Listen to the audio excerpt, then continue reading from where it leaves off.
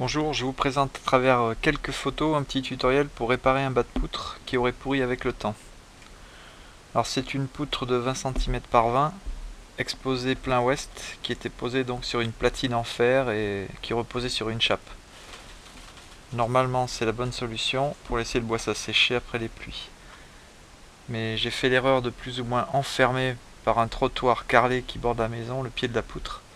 Alors des feuilles se sont accumulées dedans pendant 15 ans et ont maintenu humide le bas de la poutre qui a fini par pourrir. On voit bien là sur les photos la peinture qui s'écaille et qui témoigne d'une détérioration du bois. Alors je précise que j'ai fait les travaux qui suivent sans connaissance particulière en menuiserie. Je suis un bricoleur du dimanche. La réparation m'a pris environ une journée et m'a coûté moins de 80 €. Alors j'ai acheté deux étais à 13,50 € chez Casto, une scie Egoin de 50 cm environ à 20 €, une platine réglable 16 €, deux sacs de béton à 3,50 € pièce, prêt à l'emploi, un élément de pilier creux à 4 € et 4 tire-fonds d'1 € environ. Finalement, si vous vous faites prêter les étais et que vous avez une scie, la réparation vous coûte moins de 30 €.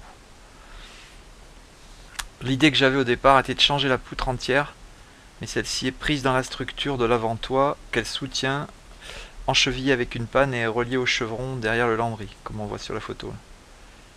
Alors j'ai vite abandonné cette idée, elle est trop complexe pour mes capacités.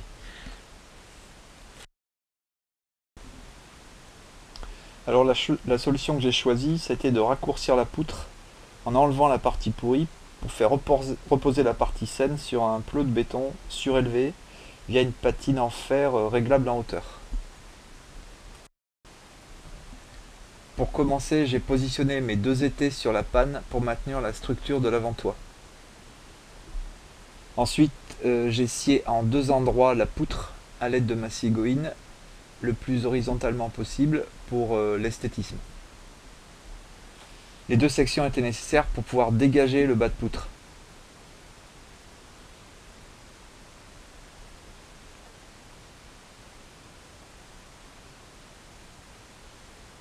On voit bien ici la partie pourrie du bois.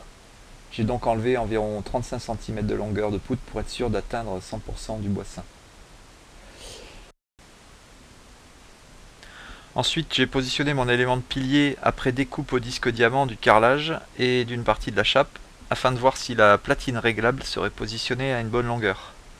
L'avantage de ces platines réglables, c'est d'avoir une marge d'environ 10 cm pour ajuster la longueur requise entre la poutre et le plot en béton.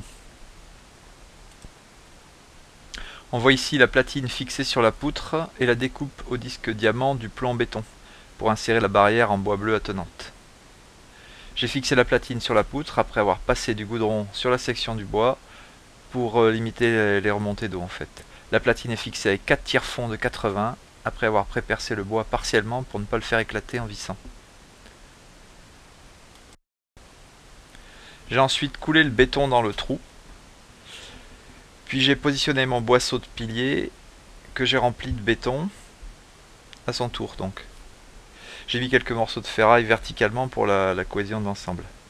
Et j'ai ajusté par vissage la hauteur de la platine afin qu'elle vienne en surface du béton frais. Puis j'ai laissé le béton sécher avec les étais en place.